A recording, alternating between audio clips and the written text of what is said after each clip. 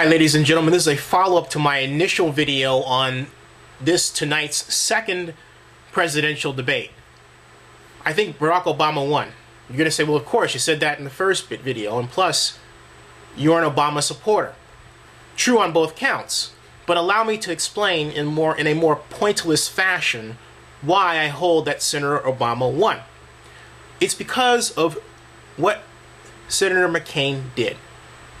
If you remember my first analysis of the first debate, I accused John McCain of reaching for the insult button, if you will, as a proxy for not being able to explain how he would handle a particular economic or foreign policy problem. Instead, he explains to you how many times Senator Obama voted for a tax increase, or what Senator Obama didn't do on the issue of regulation, or more importantly, regulation of Freddie Mac and Fannie Mae.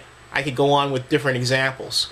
It's always what Senator Obama did, but not what Senator McCain has done or will do much of the time.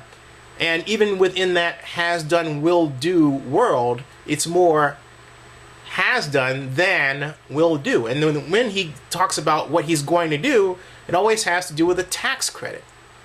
This man loves tax credits, but it's not so much that he loves tax credits, ladies and gentlemen. It's because he and his staff don't understand how to cause the federal government to enact a myriad range of policies to activate true economic change. That is the problem. So what do they reach for? Something that they believe conservatives will love: tax credits. That is a major problem for me.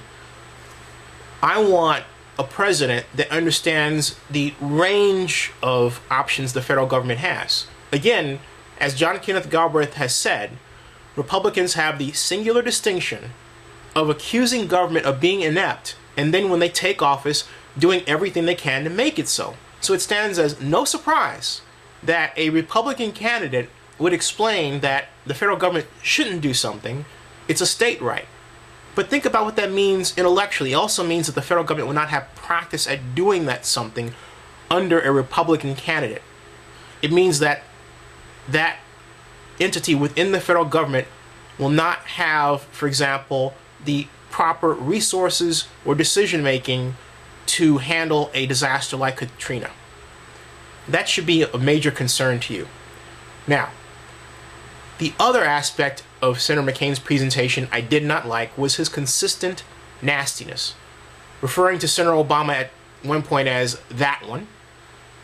His refusal to shake his hand a second time. He did shake his hand initially, immediately after the debate was done, but not the second time.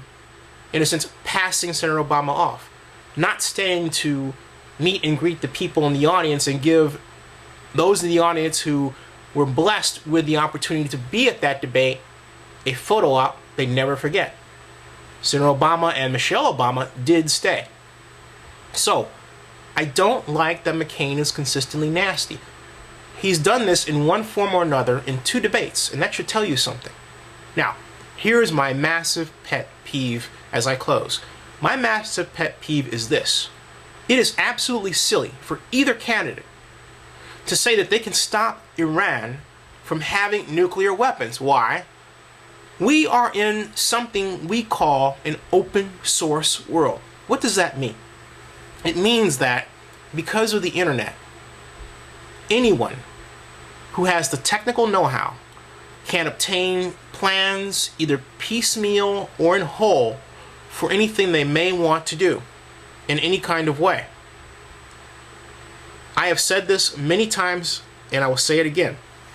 In a new media world, you have to be nice to everyone. Everyone. What that means on a larger scale is that we have to make sure that our relations with all of our countries are sound. We can't afford to hold a bellicose attitude to any country.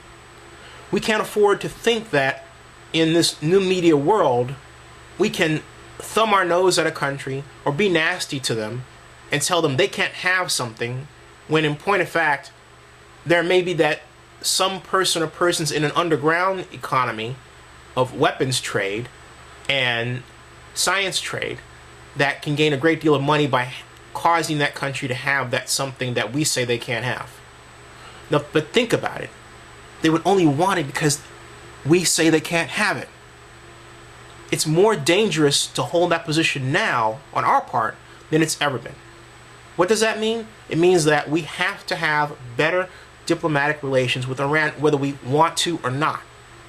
What does that mean? It means that we have to think about America first. We can't say that we have to think about other neighboring countries before us. We have to think about America first. And we have to make sure that we are intelligent and cagey and tactical regarding how our relationships are formed. We can't afford the big stick anymore. An internet age will not allow it.